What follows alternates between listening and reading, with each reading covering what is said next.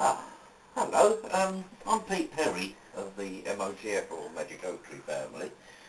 We're calling this a partly Erection broadcast because, let's face it, most of the Labour MPs come across half-cocked and most of the Tories are big stiffs anyway. So, but that's as far as it goes really. What I really want to talk about to you about is that how are you going to decide on who to vote for with this forthcoming general elections when you look at the party election broadcast, which will be coming up on the television soon. Now, who's behind that?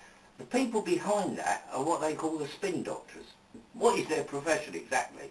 Right? We know that they are there to groom the politicians, to make you believe they're nice guys, they want everything for you. But do you really know what that... Are they psychologists? Are they hypnotists?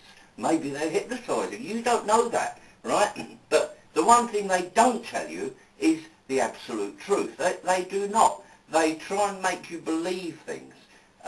But the thing is, their suits, their people... Look at me. I mean, I'm an old hippie. I've not no axe to grind. I'm not politically motivated in any way. All I want to do, in fact, the Magic Oak Tree family, which is what I represent, came about in 1968 to bring social levelling to the world, to anti-war and anti-spin, if you like, and to bring socially, bring people together and level it so that we're all equal, which is what we should be by now. I mean, all this business of the toffs, the haves and the have-nots should have gone years ago.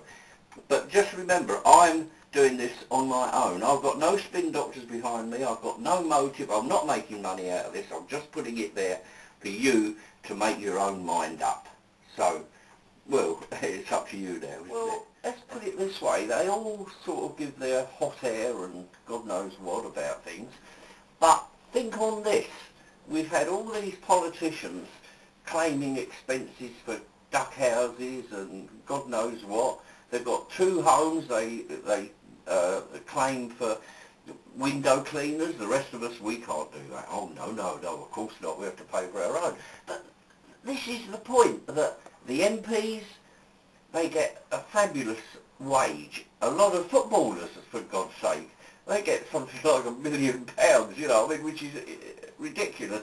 Whereas at the same time, a lot of elderly and disabled folk die over the winter because they can't afford to either heat their homes or eat. It's a choice of one or the other. Now, there's something terribly wrong here when you've got people grabbing all this money, like the bankers, for example, giving themselves huge bonuses, and it's our money they're using to make money out of that, you know?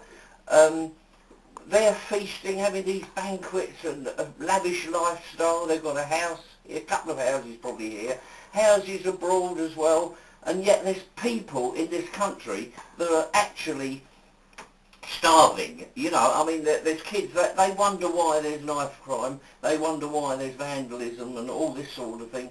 Well, of course, it's because these kids are from deprived areas where the parents aren't bringing enough money in. Now, if any politician can tell me that they can level the playing field and make sure that ordinary people have got enough, not only to live on, but to allow little luxuries for themselves, so that they don't get despondent and go into knife crime and thuggery and things like this. We've got to up the lower end. We're not in the Victorian times now, and yet, as in Charles Dickens' times, kids are still going unwashed, unfed, old people are still dying from the cold. Now, that shouldn't happen in the 21st century. So any politician that can tell me that they can level things up, give the lower class, if that's what they want to call it, us ordinary people, more wages, and the people at the top bring them down to be able to afford to pay for those people, they're the ones that are going to get my vote. Now, think on that. Thank you very much. See you.